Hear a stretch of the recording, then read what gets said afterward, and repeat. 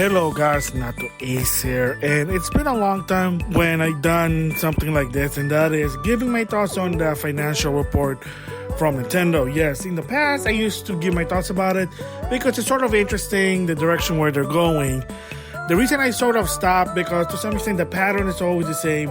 Yeah, it's selling good, top games, something new, not so much. And with Furukawa, technically they were just saying like, hey, you know, we can have something, but we're not going to be talking about it, just you're going to have to wait and see. However, to some extent, I'm not going to be talking about the financial report itself, which finally they gave the report for Q2 of 2021, that fiscal year. And yeah, like to some extent, it's the same as before. The Switch is selling well. Unfortunately, the sales are not as good as last time because of, well, the pandemic, the lack of components, the chip, yada, yada, yada. You know the whole pattern. So, I mean, that goes with the PS5 and the Xbox Series XS. That's why as of right now, I'm not even thinking about getting a new console because I don't want to stress out and be a pain in the ass trying to get this. Oh, there's a console that'll be fast within 5 seconds. And the reason I didn't really get an OLED because it's not worth it. I mean, I have a lot of system, and yeah, I do play the Switch portable mode, but not that much, just saying there. I enjoy it more when I play it on dock, so that's just me there. So anyway, yeah, the financial report basically is not so Nintendo game sale. The Switch is actually coming close to a Wii, so that comes close to a Wii, so it's probably second best now because, yes, it is one of the best consoles they have. It's a 180 to the Wii U, and people's dream finally came through. So if you grew up in the 90s, you grew up with Nintendo, you can understand what I'm talking about. Finally able to play retail games on the go, that retail experience games. So like playing The Witcher 3 on the go, maybe Final Fantasy Pocket Edition, there you go. And I don't know, like a lot of the game, Mega Man, let's see, Trials of Mana. You get the idea what I'm trying to say here. Sorry, I'm like running a block for whatever reason. So that's why the Switch is very successful as of right now. And of course, in the financial report, they did say that the only new Switch as of right now is the OLED. They're not talking about some new Switch, Pro Switch, whatever. Of course, there is probably behind the scenes. There's a rumor that in 2022, 2023, there's going to be a new Switch or a mid-generation or something new. Credit to Nate the Hate, but you know what's going to happen. If it's false, people are going to complain, and then those leakers are going to say, hashtag go and touch some grass, something like that. Whatever, I digress. You get the idea what I'm trying to say here. So anyway, that's for the financial report, not so much. And the best-selling Switch game as of right now is Mario Kart 8 Deluxe. So my thoughts about that one is, why not just add more content with the game? I mean, if it's not broken, why not just add more? Keep adding more, maybe more stages, maybe bring back the older stage from the other version and add more characters, just saying. I mean, why just keep it Mario Kart 8 Deluxe? Why not make it Mario Kart 8 Deluxe All-Star or something like that? But just saying there. So, yeah, that's the financial report there. But the main objective of this video I'm talking about is I'm going to show you this picture. I want to give credit to Modern Vintage Gamer because they showed this particular picture. He showed it on Twitter, but of course it's a presentation. And if you notice one thing that you don't see in this picture, yes, folks, that's right, the Wii U. So this is what the video is all about. I want to give my thoughts on is hashtag never forget, hashtag legacy at Nintendo, hashtag Wii U, and might as well hashtag Virtual Boy. Yes. So of course I kind of gave my opinion with the Wii U a bunch of times already in the past, and of course recently in the E3 2021 special I did an analysis video of the presentation of the Wii U at E3 2011, and of course you know what happened. People got confused, I got confused, and I'm a Nintendo fan. I follow Nintendo and I'm confused with the system, so you kind of get the idea what happened there. The question is, what's the deal? Why are they not acknowledging Wii U? They kind of did the same thing to some extent with the Virtual Boy. They also don't acknowledge that particular console or portable. or virtual or whatever. Well, the problem really to some extent that Nintendo of Japan, somehow, I could be wrong, but they have a tendency not to acknowledge failure system. Yes, whether you like it or not, the Wii U is a failure. I mean, so does the Virtual Boy. So we'll start with the Wii U. So you might say, wait a minute, isn't it good? I have the Wii U. I like the games. I play the game in HD. I like those Nintendo games.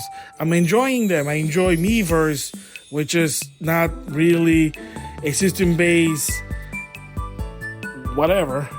You get the point. But the problem really is that no matter how you see it, if you're a hardcore Nintendo fan, then you're probably gonna give the Wii U a chance. I did. I enjoy it. I like the Wii U. But to the perspective of a general consumer, they're not gonna understand what the system is. And the question always going to come up is, why Wii U? Reggie tried to do that and it didn't work. So even so that a lot of hardcore Nintendo fans kind of give it a chance, the majority of the general gamers, they didn't. That's the thing. That's the problem.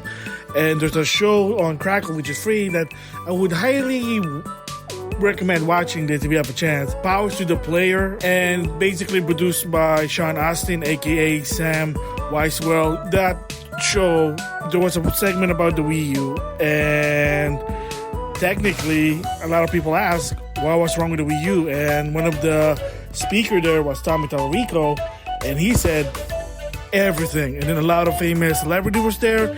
Allison Hayesap, Will Wheaton, just like a lot of people there. Yeah, I mean, they said the problem with the Wii U was that it just didn't market right. They didn't know what the objective and who's catering to. So again, that's basically with the Wii U, and that's why Nintendo kind of like, they don't want to acknowledge it. When it comes to the Virtual Boy, I did talk about this before, but the gist of it is, it was red, it makes people dizzy, it hurts the eye, it's uncomfortable, there was no way to play it right, to a point that Nintendo higher-up blamed Gunpei Yokoi for the failure, but the problem was, according to Gunpei, the system was rushed. And like I said before in that one video about the Virtual Boy, there was a rumor there was supposed to be an integration with the N64. Never happened. You get the idea there. So that was a rumor, but imagine Virtual Boy Color or integrated with the N64 if the rumor is true. But again, it was a far-fetched rumor, and from what I understand, it was never really proven. It was just something that faded away there. So yeah, so you kind of notice that in the financial report, there's one section they said the future of Nintendo console after the Switch, and no acknowledgement of the Wii U or the Virtual Boy. And it's always been sort of a deal with Nintendo, and that when there's something sort of a failure, they don't really acknowledge it. I mean, they kind of probably poke fun at themselves. I know Tomodachi Life for the 3DS, there was I think you unlock it, and there was something like a Virtual Boy, so like Never Forgotten or something. And same goes with Animal Crossing New Leaf Amiibo Welcome with the Wii U. And they even said that powerful console, but very forgotten, something like that. It's been a long time ago. But the bottom line is, yeah, they do poke fun of themselves about the consoles. But to some extent, is that when they talk about it, they don't even acknowledge it. Like, they want to forget about it. I mean, is it their fault? Yeah. When it comes to the Virtual Boy, like I said, it was rushed. When it comes to the Wii U, Iwata had a vision that probably at a time didn't work. Now it kind of worked with the Switch. So, I mean, a lot of people did say that the Wii was sort of a prototype to the Switch, and there you go. So, yeah, thoughts about that. Like, they really shouldn't be not acknowledging it, but they do probably well aware that, yes, it was a failure. Why should we talk about it? Well, it just kind of shows some respect, some integrity, good form that, hey, look, you know, it is your system. You can't forget about it. You can't deny it. So never forget that you did those systems, and just you gotta live with it. Just learn from it. And they did learn from it. They learned with the Wii U to the Switch. Because with the Virtual Boy, well, you got the, the Labo VR kit right there. So you see what I'm talking about. But yeah, I mean, kind of really for me personally, just kind of weird and irking. Like, you don't acknowledge it. I mean, even I saw this post on Modern Vintage Gamer, and Spawnway responded, their good friend, said, "Where's the Wii U?" And a lot of people poke fun of the Wii U. And again, is it a bad system? To some extent, no. But was it bad for Nintendo? Most definitely. They didn't sell. They lost money. For 2 years, they were basically losing a lot of money, to a point that, like I said, that there was a rumor in a financial report. One of the investors said to Iwata, "You better find us way to make money no matter what." So you got that content ID with the Nintendo product, of course, protecting their IP from ROMs, mods, whatever. I mean, yeah, they're very protective because, again, probably they're still quote-unquote traumatized of the Wii U. Again, it is what it is there. So, yeah, it's kind of funny there in the financial report that they don't really try to acknowledge the Wii U, or heck, in the past, the Virtual Boy. But, you know, it is what it is. I mean, failure is a failure. I mean, people might say, well, is the PS3 a failure? Well, not really. Surprisingly, yeah, it was a failure in the beginning, but they managed to turn it around in the long run. Yeah, they had to cut some losses, such as removing the backwards compatibility for the PS2, making an emulator, making it cheaper. They had to take a lot of the feature out in order to make it profitable, to a point that it was, and they made good games, and people were learning how to make games on the PS3, and there you go. So they managed to turn it around, because at the same time, the Wii, well, people were starting to get stale. Like, a lot of these games are not good, they're just waggle fast, they're just shovelware. And then with the Xbox 360, I don't know what they were smoking, to a point that Kinect, really? I mean, the Kinect's not bad, but really? Because Nintendo's doing the Wiimote? I mean, granted, the PlayStation Move controller was a little bit better, but still, stop reacting to some other competitor and just do your own thing to some extent. But probably it's impossible to some extent there. So, but it was kind of weird. Like, what were Microsoft thinking with the Kinect? I mean, yeah, it was good for a while, but yeah, I mean, they sort of like trailing behind, and Sony catched up with the PS3. So, yeah, kind of weird though. But so the bottom line I'm trying to say is that Wii U, definitely, no matter what you see it, good system it may be, playing Nintendo games in HD, and that's a keyword there, Nintendo games, because most people bought the Wii U in order to play Nintendo games in HD. A secondary system, which Iwata acknowledged it. He doesn't like it, but he acknowledged it. So the Wii U didn't really recover, wasn't able to turn it around. The price drop sort of helped. Smash Brother for the Wii U sort of helped, but the bottom line is they were still losing money with the PS3. Yeah, they were losing a lot of money in the beginning, but a lot of adjustment, cutting some features, kind of made it up. And there you go. So they were able to catch up. And that's also the reason why the PS4 is not back compatible with the PS3, except PlayStation Now. So that's a key thing there, PlayStation Now.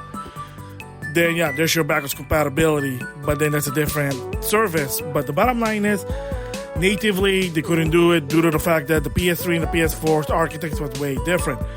PS4, PS5, they're definitely the same. But I heard some games are not, but again, different story there. So, yeah. So, in conclusion, like I said, yeah, Nintendo's probably not going to acknowledge a lot about the Wii U and the Virtual Boy, because they're probably ashamed. They probably didn't want to think about it, because it kind of see that they're a failure. And, I mean, they learn from it, but at the same time, you never forget. So, that's my thoughts on how Nintendo right now, they're not acknowledging the Wii U and the Virtual Boy. And it's kind of funny, kind of sort of petty in my opinion to some extent. I know people might not agree with that, but I mean, hey, Nintendo Japan, never forget, you guys did the Wii U, you guys did the Virtual Boy, live with it, move on.